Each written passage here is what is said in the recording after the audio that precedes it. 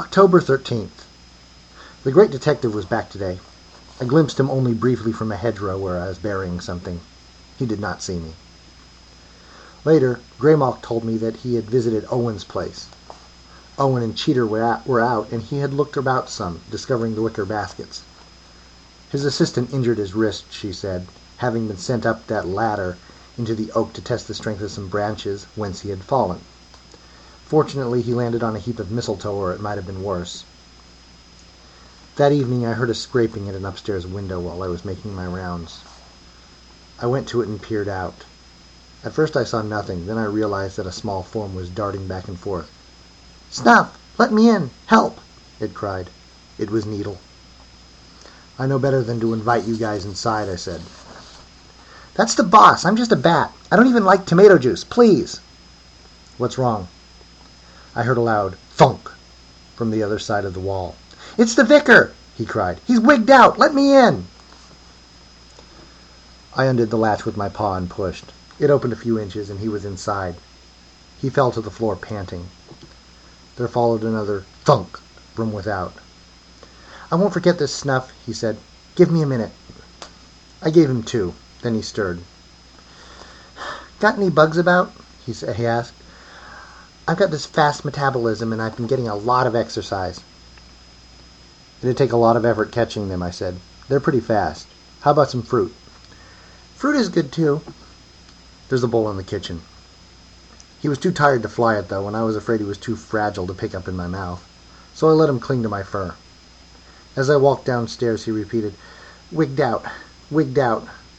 "Tell me about it," I said, as he feasted on a plum and 2 grapes. "Vicar Roberts has become convinced that there's something unnatural in the neighborhood," he said. "How strange. What might have led him to that belief?" "The bodies with no blood left in them, and the people with anemia, who all seem to have had vivid dreams involving bats. Things like that." I'd seen Vicar Roberts many times on my ramblings. A fat little man, dundrearied and wearing old-fashioned, square-lensed, gold-framed spectacles. I'd been told that he often grew very red of complexion at the high points of sermons, splattering little droplets of spittle about, and that he was sometimes given to fits of twitching followed by unconsciousness and strange transports. "It is understandable in someone of a hysterical personality type," I said. "I suppose so.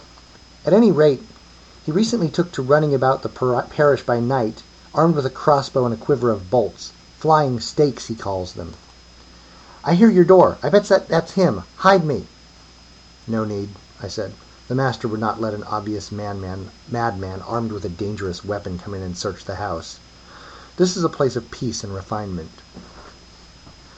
The door was opened, and I heard them speak quietly. Then the vicar's voice was raised. Jack, being a gentleman, responded in his usual soft, courteous tone.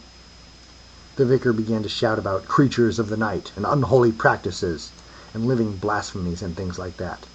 "You gave it sanctuary!" I heard him cry. "I'm coming after it!" "You are not," Jack responded. "I've a moral warrant, and I bloody well am," said the vicar. Then I heard the sounds of a scuffle. "Excuse me, Needle," I said. "Of course, Snuff." I ran on into the front hallway, but Jack had already closed and bolted the door. He smiled when he saw me. There came a pounding from behind him. "It's all right, Snuff," he said. "I'm not about to set the dogs on the poor fellow. Where is your friend, anyway?" I glanced towards the kitchen. He walked that way, preceding me by several paces. When I entered, he was already feeding a grape to Needle. "Creature of the night," he said. "Living blasphemy. You're safe here. You can even have a peach if you'd like." He strolled off, whistling. The pounding on the front door continued for another minute or so, then stopped. "What's to be done about that man, do you think?" Needle asked. "Stay out of his way, I guess." "Easy to say. He took a shot at Nightwind yesterday, and a couple at Cheater recently." "Why? They're not into sanguinary stuff." "No, but he also claims to have had a vision concerning a society of wretched individuals and their familiars, preparing for some big psychic event which will place them at odds with each other and threaten the safety of humanity.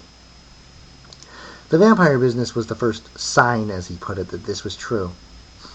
I wonder what busybody sent him that vision. "Hard to guess," Needle said. But he could be shooting at you or Jack tomorrow. Perhaps the parishioners will send him to the continent, I said, to take the waters at some salubrious spa. We only need about 2.5 weeks more. I doubt they will. In fact, I think he's enlisted some of them in the cause of his vision. He wasn't the only one out there with a crossbow tonight. Then I think we're going to have to identify those people, find out where they live, and keep an eye open in their direction.